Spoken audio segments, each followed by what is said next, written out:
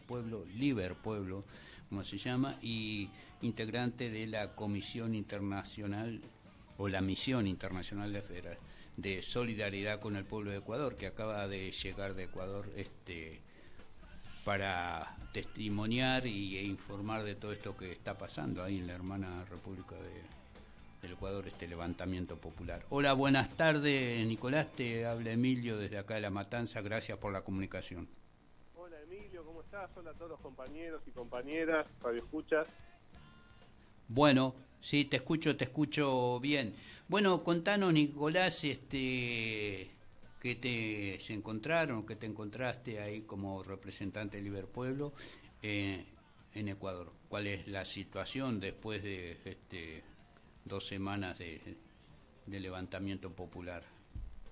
Bueno, nosotros llegamos el viernes 24 a la tarde, me encontré con una rebelión popular de un pueblo muy valiente, dirigido por las organizaciones indígenas, nucleadas en una organización que se llama CONAE,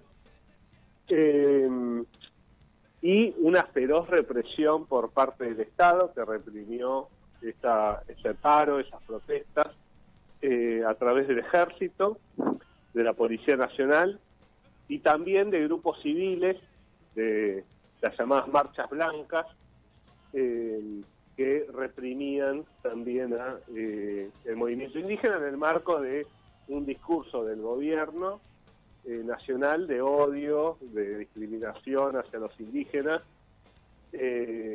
muy fuerte, bueno, tan fuerte que las protestas dejaron un saldo de 6 manifestantes asesinados, cientos de detenidos, cientos de heridos, cientos de causas penales abiertas en contra de los manifestantes. La verdad, una situación muy, muy grave en Ecuador. Claro. Y las formas de lucha y durante todos estos días fueron variadas, ¿no? Porque lo que nos informamos de acá, que hubo marcha multitudinaria, corte de ruta y toma de ciudades, de varias ciudades de Ecuador, ¿no? Es decir, algo muy masivo y muy sentido, ¿no? Protestas muy masivas, muy organizadas, un movimiento indígena muy, muy organizado. Y la modalidad básicamente de protestas fueron movilizaciones y cortes, lo que acá llamamos cortes de ruta. Esa fue la modalidad, con un paro de actividades, ¿no? Porque allá el movimiento indígena es sector campesino a su vez, con lo cual son los que cultivan las frutas, las verduras.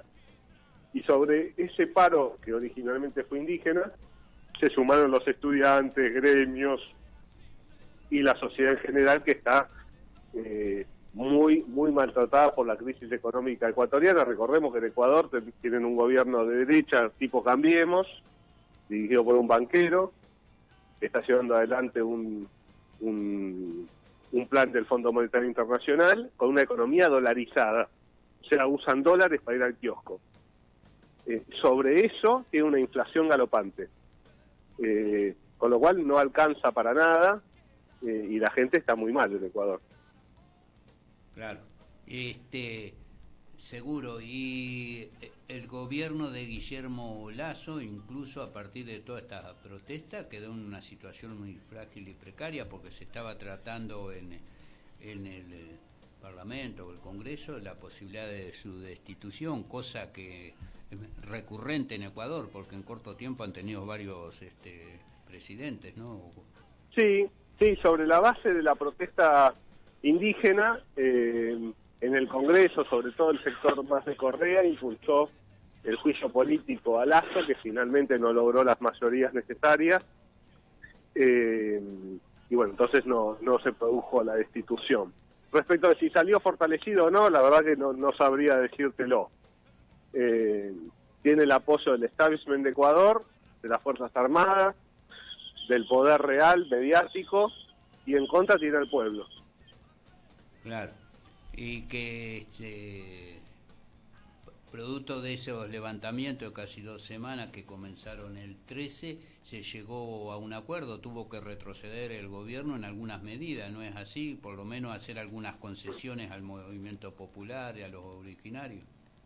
Sí, exactamente. El gobierno tuvo que retroceder. Básicamente, los indígenas planteaban una reducción del precio de la nafta en 40 centavos. El gobierno redujo 20.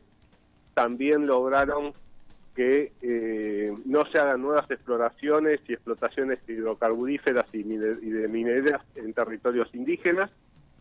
Y algunos reclamos más, como algunas líneas de crédito, alguna moratoria para las deudas, y se quedó una mesa de diálogo que nadie sabe cómo va a salir por 90 días, lo cual también le permitió al movimiento indígena retirarse, porque es muy difícil estar en las rutas y fuera de tu casa 16 días, manteniendo el paro, con la represión, con el frío, con todas las inclemencias que se tienen al momento de luchar, con lo cual también al movimiento indígena y popular necesitaba, en mi opinión, un respiro. Claro. Decime, y bueno, y ustedes como parte de la misión internacional de solidaridad para verificar cuál era la situación en cuanto a la violación de los derechos humanos y represión, que pudieron constatar y si hay algún informe, si tuvieron posibilidad de llegar a algún organismo del Estado a manifestar lo que ustedes vieron. Sí, nosotros por un lado nos reunimos con víctimas y con los movimientos que estaban llevando adelante la protesta. También nos reunimos con autoridades públicas, con las que nos recibieron, porque casi no nos recibió, el gobierno nacional no nos contestó. Nos reunimos con el Ministerio Público Fiscal y con la Defensoría del Pueblo, en donde constatamos también la cantidad de causas que se iniciaron a los manifestantes y ninguna causa a las fuerzas de seguridad y armadas que llevan adelante la represión. Vimos un Estado reprimiendo con balas de plomo, asesinando a 6 manifestantes. Vimos una situación de indefensión por parte de la población frente a esos abusos. La justicia no hace absolutamente nada para defender la vida de los ecuatorianos. Y bueno, vimos cientos de heridos, vimos la situación en los hospitales que no tienen casi insumos, vimos también una situación de que los hospitales, por órdenes de las autoridades políticas, que no atiendan a los manifestantes heridos, con lo cual la salud de los manifestantes y de los indígenas se tenía que resolver o con médicos particulares o con brigadistas voluntarios que estaban en los lugares donde ellos dormían o estaban en la manifestación. Y vimos un ataque generalizado a población civil desarmada. Esa es la realidad. Por eso entendemos que se están cometiendo y se cometieron delitos de lesa humanidad en Ecuador durante el paro. Claro. Eso lo volcamos en informes diarios que se dieron mientras estuvimos en Ecuador, luego se volcó en un informe final preliminar y ahora estamos trabajando en el informe final, que también nos quedaron muchas entrevistas por hacer, que se están haciendo en forma virtual. Estamos en comunicación con Ecuador todo el tiempo, y ese informe final se elevará a las autoridades, al público en general y también a los instrumentos internacionales de protección, en particular al sistema interamericano y al alto comisionado de Derechos Humanos de Naciones Unidas, exigiendo primero que esos entes se constituyan en Ecuador y comprueben por sí mismos la situación que está viviendo la población, y después que se activen los mecanismos para parar la matanza, juzgar a los responsables y reparar en lo que se pueda a las víctimas. Claro. Nicolás, ¿y quiénes integraban esta misión internacional? La misión internacional la integraba, Liberpueblo, la integró un organismo de derechos humanos de Mendoza, se llama Xumen, la integró el Frente de Organizaciones en Lucha, la integró el MTE, iba Juan Grabois en la comitiva, la integró ATE, CTA Autónoma, la integró la Asociación Americana de Juristas, que fue la responsable por Argentina, y una organización más que ahora no se me fue el nombre. Fuimos 8 personas, fuimos a Ecuador, fue una comitiva chica, producto del apuro por salir, no hubo tiempo mayor para organizar, nos invitaron los organismos de derechos humanos de Ecuador, que están nucleados en lo que ellos llaman Alianza por los Derechos Humanos, y bueno, fue todo muy rápido. Claro. ¿Pudieron trabajar libremente ahí en el campo, en Ecuador? Porque a veces en estas misiones internacionales, que hay situaciones represivas, se me viene a la mente lo que pasó cuando una misión viajó a Bolivia, ¿no? Exacto, esta Después misma del misión... golpe de Añez.